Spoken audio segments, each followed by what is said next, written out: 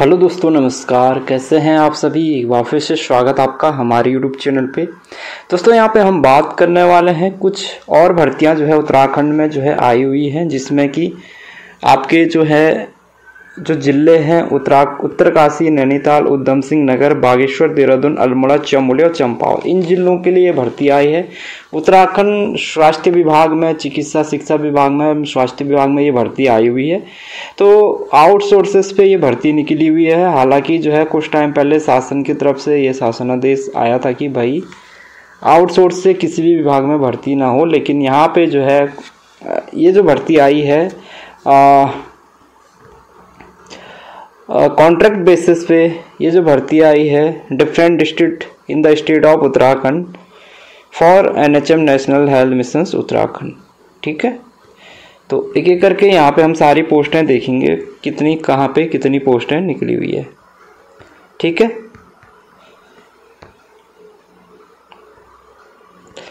तो यहाँ पे सबसे पहले तो मैं आपको यहाँ पे ये बता देता हूँ कि कहाँ पे कितनी पोस्टें आई है। उसके बाद मैं आपको बताऊँगा कैसे आपको अप्लाई करना है। ठीक है,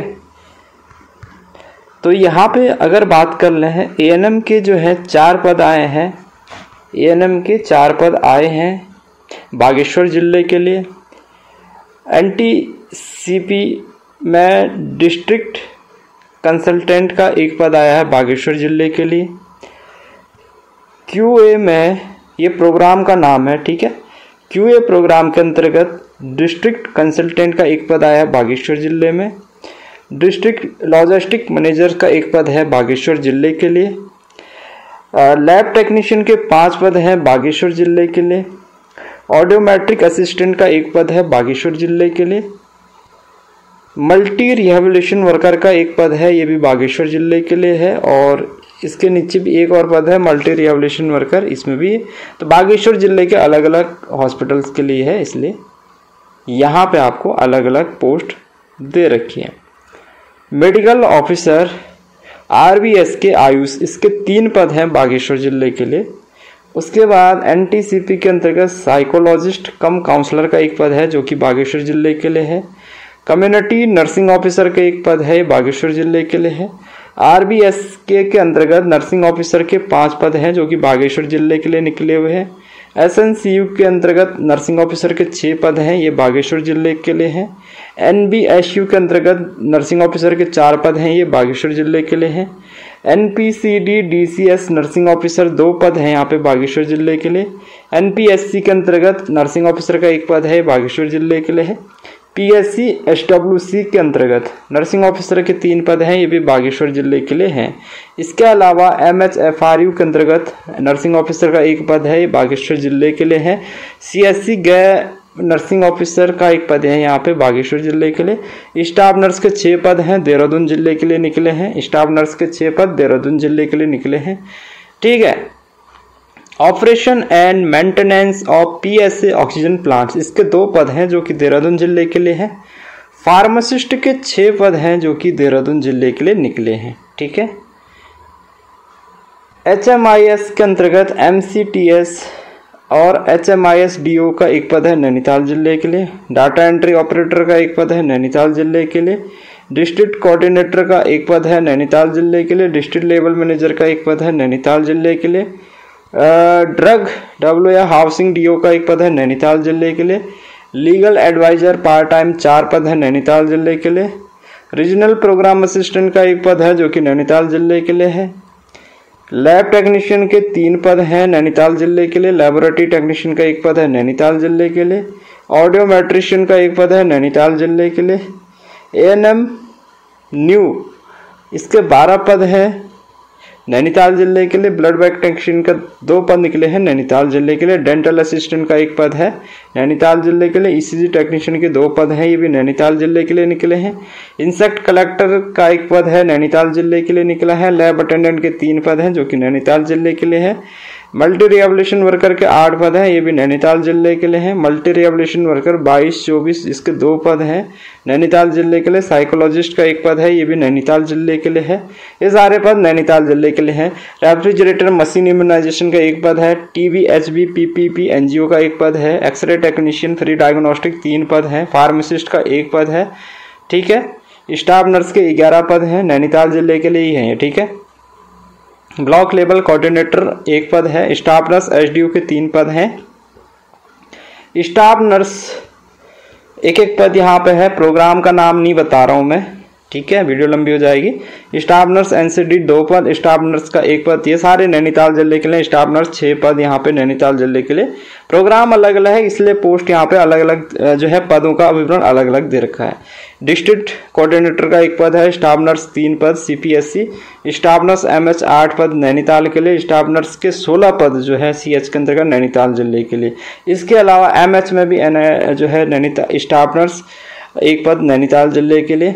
स्टाफ नर्स के 7 पद नैनीताल जिले के लिए। स्टाफ नर्स का 1 पद नैनीताल जिले के लिए। ऑप्टोमेट्रिस्ट का 1 पद नैनीताल जिले के लिए।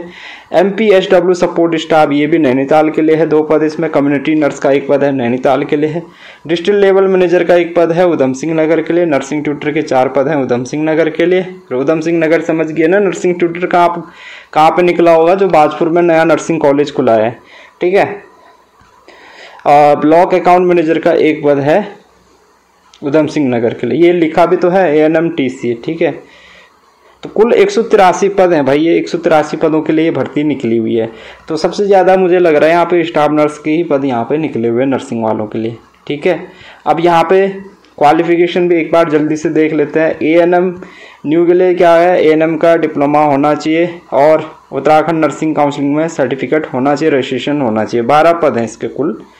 ठीक है, ऑडियोमेट्रिक असिस्टेंट के लिए technical persons with 1 year diploma होना चाहिए हियरिंग लैंग्वेज और या फिर speech from RCR recognise institute से। ये डिस्ट्रिक्ट हॉस्पिटल बागेश्वर के लिए ये पोस्ट है, इसमें भी 1 पद है। ठीक है, तो यहाँ पे जो ANM न्यू का है, अगर इनका सिलेक्शन होता है, इनको ज्वाइनिंग करने से पहले उत्तराखंड ANM नर्सिंग काउंसिलिंग में रजिस्ट्रेशन करना होगा। ऑडियोमेट्रिशियन का 1 पद है, यहाँ पे आपके पास डिग्री या डिप्लोमा मांगा गया ऑडियोलॉजी से। ब्लॉक लेवल कोऑर्डिनेटर के लिए मास्टर डिग्री मांगा गया है सोशियोलॉजी या सोशल वर्क या रूरल डेवलपमेंट और या पब्लिक हेल्थ से, और 2 साल का एक्सपीरियंस यहाँ पे मांगा गया है। ठीक है, ब्लॉक अकाउंट मैनेजर के लिए कॉमर्स मांगा गया है, BCom होना चाहिए और 2 साल का एक्सपीरियंस यहाँ पे मांगा गया है। ठीक है, या फिर जो है फुल टाइम डिग्री होनी चाहिए, रेगुलर MCom या MBA या post graduate diploma in business management finance. ठीक है, ब्लड बैंक टेक्नीशियन के लिए DMLT या BSc MLT यहाँ पे मांगा गया है या DMLT मांगा गया। डिग्री होनी चाहिए या डिप्लोमा होना चाहिए मेडिकल लैब टेक्नोलॉजी का। ठीक है, ये मांगा गया है और 1 साल का एक्सपीरियंस भी यहाँ पे मांगा गया है डिग्री या डिप्लोमा के बाद। कम्युनिटी नर्स के लिए BSc नर्सिंग मांगा गया है और 2 साल का वर्किंग एक्सपीरियंस मांगा गया हॉस्पिटल का। कम्युनिटी नर्सिंग ऑफिसर के लिए BSc नर्सिंग मांगा गया है, इसमें भी 2 साल का एक्सपीरियंस मांगा गया है हॉस्पिटल का। डाटा एंट्री ऑपरेटर के लिए ग्रेजुएशन मांगा गया और 1 साल का कंप्यूटर का कोर्स मांगा गया है। 30 वर्ड पर मिनट हिंदी में और 35 वर्ड पर मिनट इंग्लिश में मांगा गया है। डेंटल असिस्टेंट के लिए डिग्री या डिप्लोमा मांगा गया है, मेडिकल लैब टेक्नोलॉजी या डेंटल असिस्टेंट सर्टिफिकेट का कोर्स किया होना चाहिए।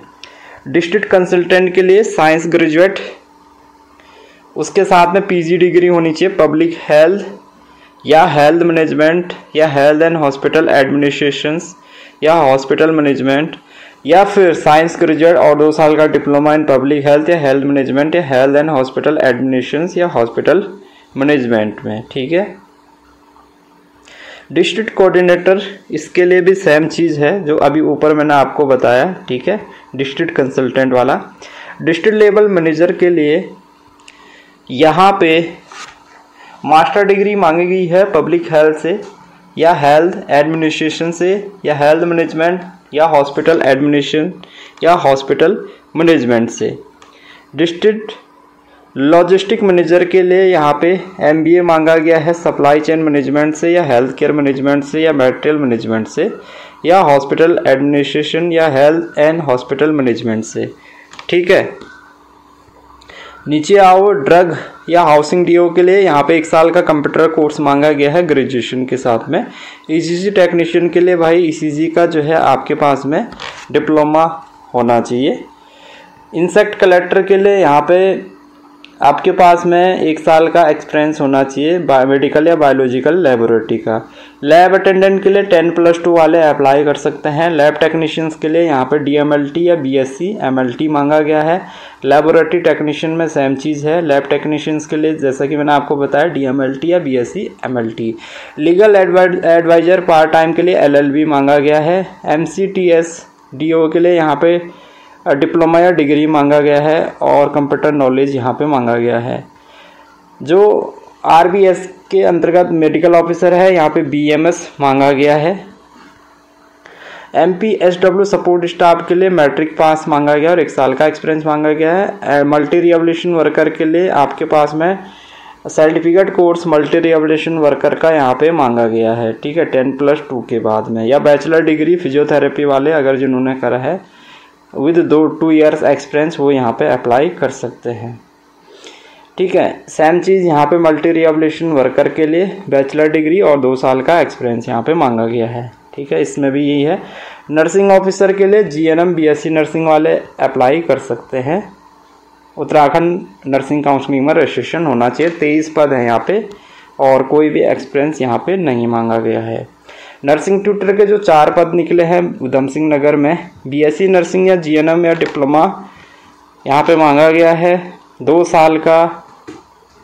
इसके अलावा डिप्लोमा मांगा गया पब्लिक हेल्थ नर्सिंग का और 2 साल का क्लिनिकल वर्क एक्सपीरियंस मांगा गया है या technical knowledge and field experience of nursing.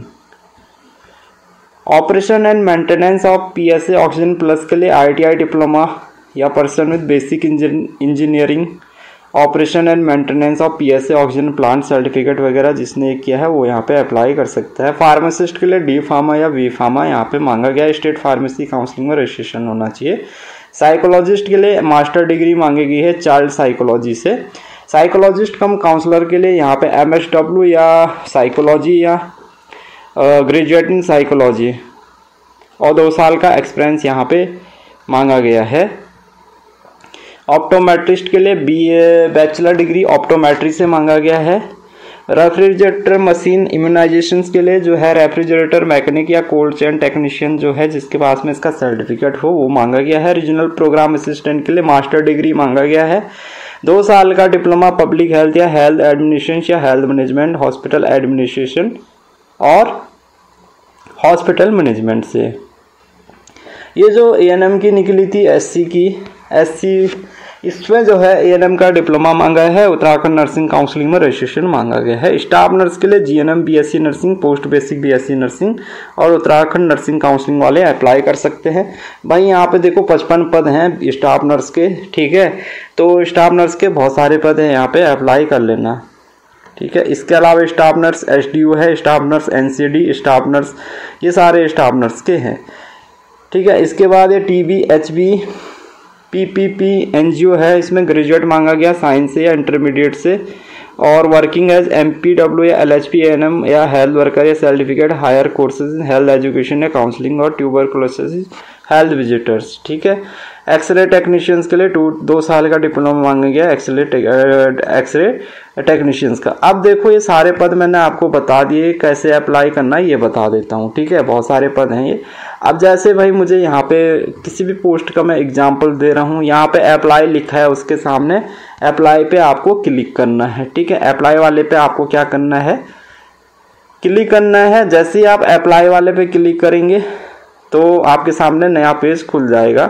तो अब यहाँ पे ये सारा फॉर्म आपको यहाँ से फिल करना है। यहाँ पे कंटिन्यू का ऑप्शन दे रखा है, तो जैसे ये करेंगे इस तरीके का पेज खुल जाएगा। ठीक है, यहाँ पे सारे डॉक्यूमेंट्स आपको फोटो रिज्यूम अपलोड करना है, highest qualification marksheet, Aadhaar card, PAN card, work experience, ये सारे डॉक्यूमेंट्स यहाँ पे अपलोड करना है। इसके अलावा describe how the candidate consider himself best suitable for this post, ये कुछ अपने बारे में लिखना है कि आप इस पोस्ट के लिए किस तरीके से अपने आप को बेस्ट कैंडिडेट मानते हो, ये इसके बारे में लिखना और नीचे सबमिट दे रख। तो इसकी जो फॉर्म भरने की जो लास्ट डेट है वो यहाँ पे देख लेते हैं कब है। मेरे ख्याल से कल 10 तारीख इसमें लास्ट डेट दे रखी है, तो ये आप आज ही भर लेना। ये 10/5 तक आप अप्लाई कर सकते हैं, ठीक है। 10/5 तक अप्लाई करने का लास्ट डेट है, तो यानी कि कल तक आप इसका फॉर्म फिल कर सकते हैं। तो इसका वीडियो के डिस्क्रिप्शन में मैं इसके फॉर्म फिल करने का जो डायरेक्ट वेबसाइट का लिंक दे रहा हूँ, वहाँ से आप इसका फॉर्म फिल करना, जिसके लिए भी आप इस फॉर्म जिस पोस्ट के लिए आप भरना चाहते हो। और ये फॉर्म बिल्कुल फ्री है, ठीक है। कोई भी पैसे आपको यहाँ पर नहीं देने, कोई भी फीस आपको नहीं देनी है।